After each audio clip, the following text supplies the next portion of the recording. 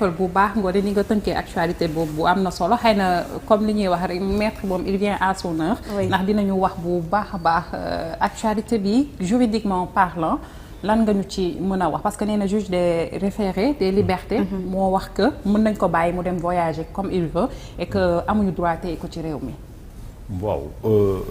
information bi je pense que maag yéen ñoo ko déggandoo. gisaguma ordonnance bi. nekkuma ci dossier bi nekkuma avocat wu état du Sénégal mais de manière générale. ci lu ñu mën a wax moom mooy liberté d'aller et de venir kooku ci liberté fondamentale yi la bokk yi nga xam ne suñu constitution moo ko garantie bépp citoyen tey aussi loi organique bi nga xam ne moo organisé Cour suprême bu 1992. moo permettre aussi bu dee am na benn atteinte à cette liberté fondamentale bépp citoyen ñu notifier la wala ñu bañ la notifier mën nga dem gis le juge administratif Cour suprême bi nga xam ne mooy gardien des libertés publiques pour mu statuer sur le bien fondé de cette restriction parce que droit la bi nga xam ne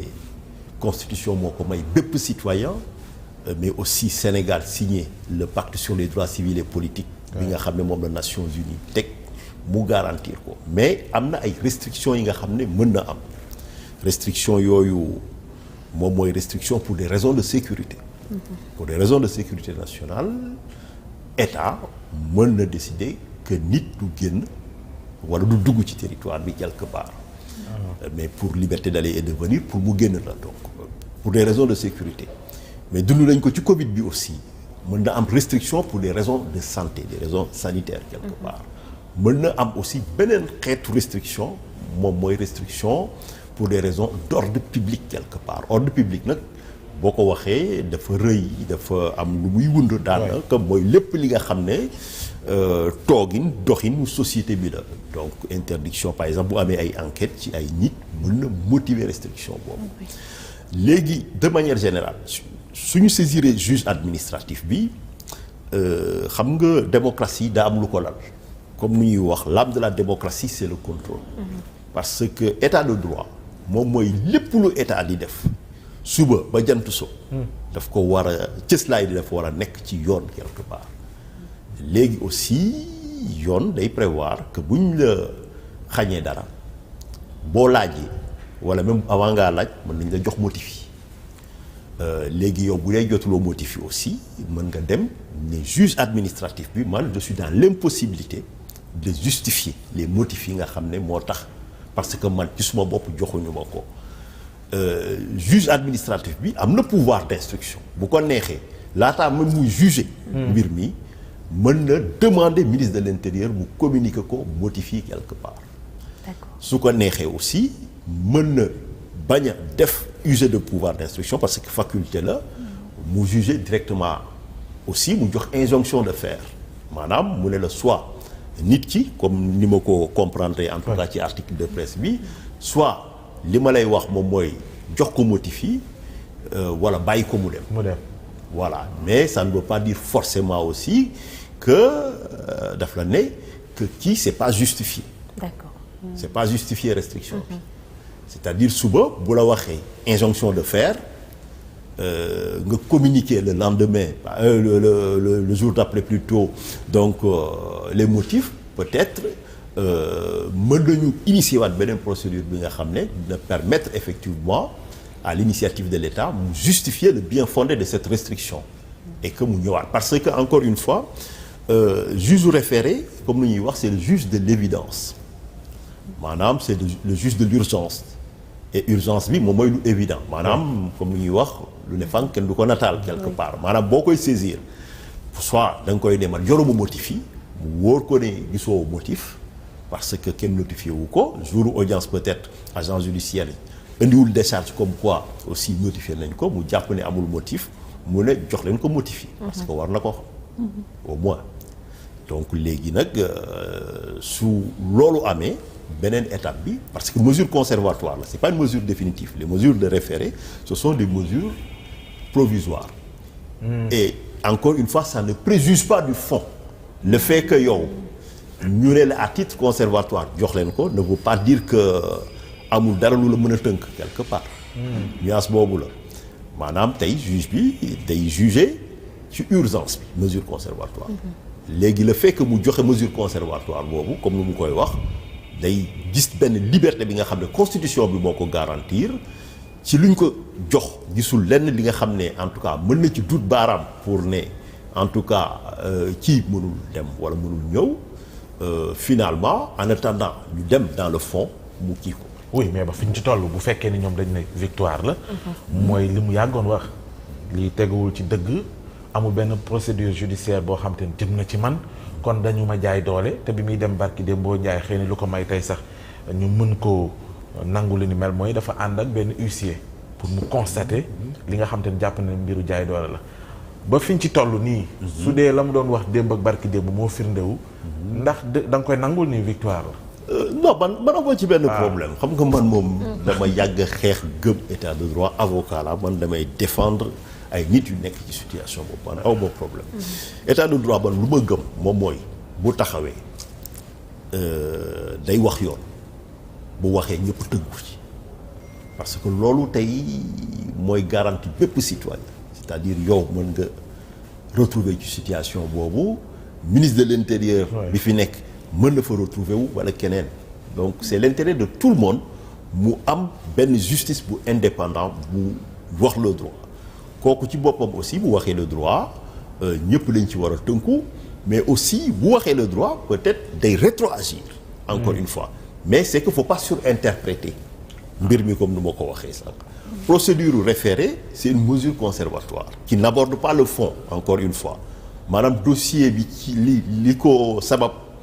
juge bi lu ci xuus moom day jàpp ni en tout cas nit boo ko xañee par exemple mu dem war nga ko mën a jox cëslaay bi. mais justement loolu lañ ko. voilà mais buñ ko joxul ko koy xañ te amul dara koy firndeel. mënuma la ko xaw ma dossier bi. mën na laajte woon nañ fi je pense ci yan anam la ñu mën a interdire nit mu génn. waaw sans notifier ko verbalement mën na nekk sur papier mën na nekk entre autres bu fekkee verbalement la nekk c'est parce qu'il y a quelque chose forcément. waaw non c'est-à-dire man ci li ma gis pratiquer ko fii ak bitim réew moom mooy effectivement buñ la teree dara dañ la ko war a wax encore une fois comme li ñuy wax l'âme de la démocratie c'est le contrôle maanaam même boo saisiree juge bi ci boppam bu xamul motif yi moom mënul def contrôle bi xam nga wala donc mais le fait encore une fois comme nu ma wax ñu ne jox leen ko motif yi ne veut pas dire que dossier bi amul dara léegi lu tax peut-être ñoom mënuñu ko woon joxe wala lan lañ ci namoon loolu mënu mën a ko wax quelque part mais en tout cas le régime des libertés publiques bi nga xam ne yàgg naa ko jàngale di ko pratiquer di xeex ngir fii ak bitim réew ñëpp tënku ci quelque part moom mooy effectivement bu amee benn liberté fondamentale bi nga xam ne c'est en cause juge bi mën na à bref délai ne lii kat peut-être dañ ko war a joyanti ñu clarifier ko mais encore une fois li ma dégg ci presse bi moom mooy bon après ku ci nekk nag ngay exploiter bu décision daanoo ku ci nekk da nga koy exploiter ci nu mu la neexee ci sens intérêt mën nga ñëw mais en vérité comme nu ma la wax mesure conservatoire la référé aborder wul fond bi tranché wul fond bi et que li ma comprendre ci article yi nga xam ne moom laa gis je pense que peut-être ci am na fu ñu sukkandiku pour bind ko moom mooy dañu ne soit jox leen ko motif yi wala bàyyi leen ko mu continuer circuler léegi nag ça veut dire que état am na possibilité ci ñaar soit ñu fësal motif yooyu ba ñëpp jot ci auquel cas aussi ça peut poser des problèmes sur la présomption d'innocence. Est-ce que ça peut aussi perturber enquête wala créer ay risques. Bon je parle pas du dossier en général mais je parle de manière du dossier en particulier mais de manière générale parce que genre situation yooyu fu muy poser moom mooy mu amee ay infractions yi nga xam ne dafa am ay pluralité ay nit yu bari yi nga xam ne daanaka ñoo ci laale. pour éviter mu am ay concertation frauduleuse maanaam nit ñi yëgoo seen biir wala mu am ay risques de disparition des preuves maanaam ñu nasaxal ay preuves foofu day am benn délicatesse pour ñu fësal mbir mi maanaam ndaam ay motifs yu am la pour ne pas gêner investigation yi nekk en cours mën na yóbbu ñenn ñi par stratégie judiciaire ñu retarder communication bi quelque part. mais léegi bu ñu léegi aussi dans le domaine judiciaire stratégie la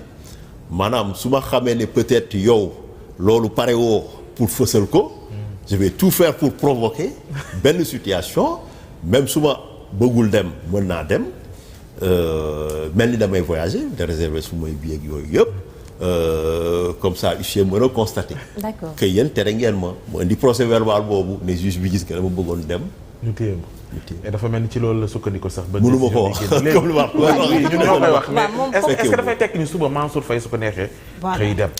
non suba bu demee ak tey première obligation bi moom mooy gëm naa ne autorité yi dinañ topp cours bi bu dee loolu lañ bind ci ordonnance bi lu ñu bind dinañ def ñaari mbir soit ñu communiquer motif yi dinañ ko communiquer motif yi peut-être aussi bu ñu communiquer motif yi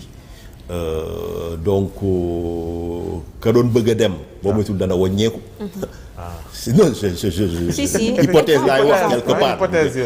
voilà donc motif yi wala aussi ki nga xam ne en tout cas communiquer dafa ko motif bi moom dana ko yóbbu ci beneen terrain quelque part parce que moom après am na possibilité comme lu ma doon wax attaquer au fond maanaam dootul nekk référé mais mën na contester le bien fondé de cela de cette interdiction et interdiction bi mën na nekk administratif comme mën na nekk judiciaire encore une fois donc dinañ xam ci ban anam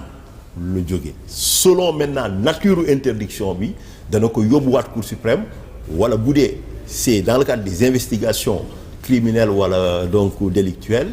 mu xool ci yan mais maître dina bizarre suñu xëyoon rek ni hypothèse u dem na aéroport bàyyi nañ ko mu dem on va peut-être se poser la question à savoir kon finalement tout ça pour ça li ma jàpp man moom mooy waroo dem ba pare li ma jàpp moom mooy donc état je pense que bu amee comportement bu mel nii war na am ci stade bu dëgër ci ginnaaw bi nga xam ne moo nekk foofu léegi nag situation bi comme may wax maanaam bu décision bi daanoo fu ñuy yóbbu moom mooy est-ce que ndax état soit day tënku ci ñaari mbir la mën a tënku soit mu ne bon man damay communiquer fësal motif yi Sénégal yëpp xam lu tax ñu tee dossier bi dal di siiw wala aussi mu bàyyi te li ma jàpp je pense que première option bi pour des raisons de crédibilité institutionnelle ci la autorité yi nar a dem parce que voilà donc à l'invitation du juge ils seront peut-être su dee loolu la ñu bind ci ordonnance bi encore une fois donc dans l'obligation de communiquer et de donner les motifs yi nga xam ne ñoo tax. d'accord maître wax nga ko léegi du dossier bi moo tax ngay wax sax mais da ngay joxe exemple ci yeneen mbir yu mel nii parce que du moom kese peut-être que moom la ñu amal interdiction de sortie tey état lan la mën a def parce que dañ koy gis ci yenn demande de liberté provisoire yi ñu may la parquet daal di opposé wu donc dañ la fay téye comme cas bu nga xam ne moom mooy cas Lat Diop tey état à part fësal li taxoon muy def interdiction de sortie lan moo war a nekkaat taxawaayam. waaw mën na contester décision bi aussi. mën na ko mu pourvoir en cassation. d'accord. mën na pourvoir en cassation par rapport ak décision. parce que mu ngi koy wax kaawu Lat Diop moo ñu may sax ñu laalaale ko. effectivement dafa mel ni dañoo xëy rek information ñu ne bàyyi nañ ko. liberté provisoire ñu xëy ñu ne procureur général. parquet général moom moo ci opposé wu. daan nañ ko gis pourvoi en cassation. lan mooy pour yow lan mooy expliquer yooyu. waaw lu koy expliquer